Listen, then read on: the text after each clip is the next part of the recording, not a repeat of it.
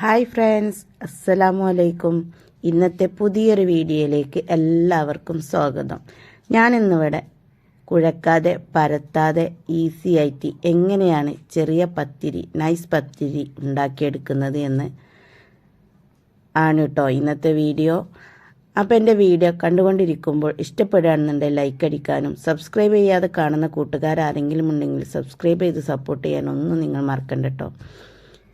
അപ്പോൾ നമ്മൾ ഏറ്റവും സിമ്പിളായിട്ടുള്ള ഈ ഒരു പരിപാടി എങ്ങനെയാണെന്ന് നോക്കിയാലോ. അപ്പോൾ നമുക്ക് ഒട്ടും വൈകാതെ വീഡിയോയിലേക്ക് പോകാം. അതിന് വേണ്ടിയിട്ട് എനിക്ക് ആവശ്യമായ കുറച്ച് അരിപ്പൊടി എടുത്തിട്ടുണ്ട് കേട്ടോ. ഇത് പത്തിരിപ്പൊടിയാണേ, നമ്മൾ ഉണക്കി പൊടിച്ച പൊടിയാണ് കേട്ടോ. അങ്ങനെ അതിലേക്ക് നമ്മൾ കുറച്ച് വെള്ളം ഒഴിച്ചിട്ട് അതൊന്ന് മാവ് രൂപത്തിലൊന്ന് കലക്കിയെടുക്കാം. നമ്മൾ സാധാരണ ദോശക്കൊക്കെ ഉണ്ടാക്കുന്നത് പോലെ മാവ് ഉണ്ടാക്കുക. ആ മാവ് കുറച്ച് ടൈറ്റ് വേണം കേട്ടോ, നല്ല വെള്ളമാവരുത്. അപ്പം ഞാനിതാ ഇവിടെ വെള്ളം ഒഴിച്ചിട്ട് നന്നാക്കി ഒന്ന് കുഴച്ചെടുക്കുന്നുണ്ട്. പിന്നെയും വെള്ളം ഒഴിക്കുന്നുണ്ട്, എന്നിട്ടും നന്നായി ഇളക്കി കൊടുക്കുന്നുണ്ട്. അങ്ങനെ നമ്മൾ മാവൊക്കെ റെഡിയാക്കിയപ്പോഴേക്കും നമ്മളിതാ ഒരു ഫ്രൈ പാനിൽ ലേശം വെള്ളം തിളപ്പിച്ചെടുത്തിരുന്നു. ആ തിളച്ച വെള്ളത്തിലേക്ക് നമ്മൾ കലക്കി വെച്ച മാവൊന്ന് ഒഴിച്ചു കൊടുക്കാം കേട്ടോ.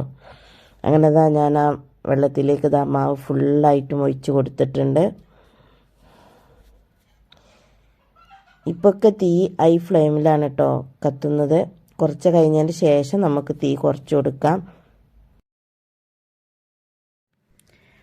അങ്ങനെ നമ്മൾ കുറേശ്ശെ ഇളക്കിയതിന് ശേഷം നമുക്ക് ആ ഒരു വെള്ളം വറ്റി ഇങ്ങനെ വരട്ടെ. പൊടി നന്നായി ഒന്ന് വെന്തും വരട്ടെ കേട്ടോ. ഇങ്ങനെ ഇതുപോലെ ആരും ഇതുവരെ ചെയ്തിട്ടില്ലെങ്കിൽ ഒന്ന് ചെയ്ത് നോക്കേണ്ടിട്ടോ. വളരെ ഈസിയാണ്. നമുക്ക് മാവ് കുഴക്കും വേണ്ട, കുഴച്ച് കൈ കടയും വേണ്ട.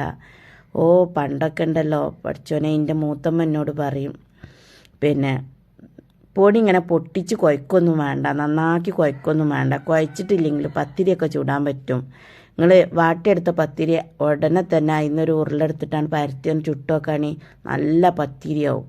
പത്തിരി കുഴക്കണോടത്തൊന്നല്ല അതിൻ്റെ ഒരു ഇത് എന്ന് പറയും. അപ്പം ഞാൻ വിചാരിക്കും, എന്താ ഈ മൂത്തമ്മത്ത് ഇങ്ങനെ പറയണേ, നമ്മൾ നല്ല കുഴച്ചിട്ട് ചുട്ട പത്തിരിയാണല്ലോ നന്നാവുക എന്ന് പറയും. പക്ഷേ എനിക്കിപ്പോൾ മനസ്സിലായി കുഴലൊന്നല്ല കാര്യം. അങ്ങനെ നമ്മളെ മാവ് ഈ രൂപത്തിലായി കിട്ടിയിട്ടുണ്ട് കേട്ടോ. ഇനി നമുക്ക് ഇതൊന്ന് പരത്തിയെടുത്താലോ. വെള്ളമൊക്കെ വറ്റി നല്ല സോഫ്റ്റ് മാവായി വന്നിട്ടുണ്ട് കേട്ടോ. ഇനി ഇതൊന്നും ചെയ്യണ്ട, ഇതിൽ നിന്ന് നമുക്ക് ഓരോ ഉരുള എടുത്തിട്ട് ഇങ്ങനെ പരത്തിയെടുക്കാം കേട്ടോ. അപ്പം അതൊന്ന് ചൂടാറിയതിൻ്റെ ശേഷം അതിൽ നിന്ന് ഉരുള എടുക്കുന്നുണ്ട് കേട്ടോ. ഉരുള എടുത്തിട്ട് നേരെ കയ്യിൽ വെച്ച് ഇങ്ങനെ ചെയ്തിട്ട്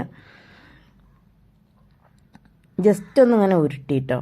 അങ്ങനെ ഒരു ഓയിലിൻ്റെ ഒരു കവറുണ്ടായിരുന്നു ഇവിടെ. ആ ഓയിലിൻ്റെ കവറിൻ്റെ ഉള്ളിൽ ആ ഒരു ഉരുള വെച്ച് കൊടുത്തിട്ട് ഒരു പ്ലേറ്റ് എടുത്തിട്ട് ഞാൻ നന്നായി ഒന്ന് അമർത്തി കൊടുത്തു. വല്ലാതെ ഊക്കൊന്നും ഇടണ്ട, മെല്ലെ ജസ്റ്റ് ഒന്ന് വെച്ച് കൊടുത്താൽ മതി. അടിപൊളിയായിട്ട് നമുക്ക് ആ പത്തിരി റെഡിയായി കിട്ടിയിട്ടുണ്ട് കേട്ടോ. ഇങ്ങനെ നമുക്ക് എല്ലാ പത്തിരിയും ഇതുപോലെ പരത്തിയെടുക്കാൻ പറ്റും. ഇനിയിപ്പോൾ ഈ പ്ലേറ്റിലാക്കിയിട്ട് അമർത്തി അല്ല പത്തിരി ഉണ്ടാക്കുന്നത്, മറ്റേ രൂപത്തിലും ഉണ്ടാക്കിയെടുക്കാൻ പറ്റും കേട്ടോ. അതും ഞാനിവിടെ കാണിച്ചു തരുന്നുണ്ട്. അങ്ങനെ നമ്മളെ രണ്ടാമത്തെ പത്തിരിയും ഇവിടെ റെഡി ആയിട്ടുണ്ട്. മൂന്നാമത്തെ പത്തിരി കണ്ട, നല്ല സോഫ്റ്റ്, നല്ല അടിപൊളി ടേസ്റ്റും ഉണ്ട് കേട്ടോ. ഇതിന് വേറൊരു ടേസ്റ്റാണ്. എല്ലാവരും ഒന്ന് ഇങ്ങനെ ട്രൈ ചെയ്ത് നോക്കേണ്ടി. അപ്പോൾ നമുക്കിതാ ഇതിൻ്റെ എല്ലാ ഉരുളകളും ഈ പാത്രത്തിൽ നിന്ന് നമുക്ക് എടുത്തിട്ട് ഒരു പ്ലേറ്റിലേക്ക് ഇതുപോലെ ഉരുള ഉരുട്ടി വെക്കട്ടോ. അതെന്തിനാണ്, നമുക്ക് വേഗം എടുത്ത് പത്തിരി ചൂടാനുള്ള ഒരു എളുപ്പത്തിന് വേണ്ടിയിട്ടാണ് കേട്ടോ.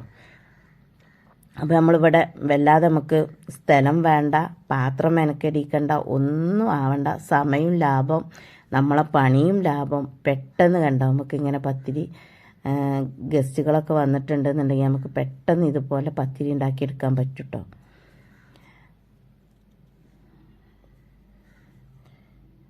നമ്മളെ ഫ്രൈ പാനിൽ അടി പിടിക്കുക ഒന്നും ആയിട്ടില്ല കേട്ടോ. നല്ല സോഫ്റ്റായിട്ട് തന്നെ നമുക്ക് കിട്ടിയിട്ടുണ്ട്. ഇനിയിപ്പോൾ വേറെ കൂടുതലും മാവ് വേണം എന്നുണ്ടെങ്കിൽ വേറൊരു ചെമ്പട്ടിയിലോ നല്ല വട്ടുള്ള പാത്രത്തിലോ ഒക്കെ ഇതുപോലെ നമുക്ക് തിളച്ച വെള്ളത്തിലേക്ക് മാവ് കലക്കി ഇങ്ങനെ ഒഴിച്ച് കഴിഞ്ഞാൽ നമുക്ക് സോഫ്റ്റായിട്ടുള്ള പത്തിരി നമുക്ക് ചുട്ടെടുക്കാൻ പറ്റും കേട്ടോ. അങ്ങനെ എല്ലാ ഉരുളകളും ഞാൻ ഇതുപോലെ ആക്കി എടുത്തിട്ടുണ്ട്. ഇനി നമുക്ക് ഉരുള വെച്ചിട്ട് ഇങ്ങനെ പ്രസ്സിൽ അമർത്തിയിട്ട് നമുക്ക് പത്തിരി പരത്തണം എന്നുണ്ടെങ്കിൽ ഇങ്ങനെയും ചെയ്യാം കേട്ടോ. ഇതും കുറച്ച് ഈസി ഉള്ളത് തന്നെയാണ്. ഇതിലും ഈസി പ്ലേറ്റ് കൊണ്ട് ചെയ്യുന്നതാണ് കേട്ടോ. ഏത് വേണമെങ്കിലും നിങ്ങൾക്ക് സ്വീകരിക്കാം. അടിപൊളിയാണ്. പത്തിരി സൂപ്പറായിട്ട് നമുക്ക് കിട്ടിയിട്ടുണ്ട് കേട്ടോ. ഇനി നമുക്ക് പരത്തിയ പത്തിരിയൊക്കെ ഒന്ന് ചുട്ടെടുക്കാം. അതിന് വേണ്ടിയിട്ട് ഞാനൊരു പാൻ അടുപ്പത്ത് വെച്ചിട്ടുണ്ട്. പാൻ്റെ നടു ഒന്ന് കേട് വന്നിട്ടുണ്ട് കേട്ടോ. എന്തോട്ട് കുത്തിയപ്പോൾ അങ്ങനെ ആയതാണ്. അങ്ങനെ പാന് ചൂടായി വന്നതിന് ശേഷം പത്തിരി അതിന്മേക്ക് ഇട്ട് കൊടുക്കുന്നുണ്ട് കേട്ടോ.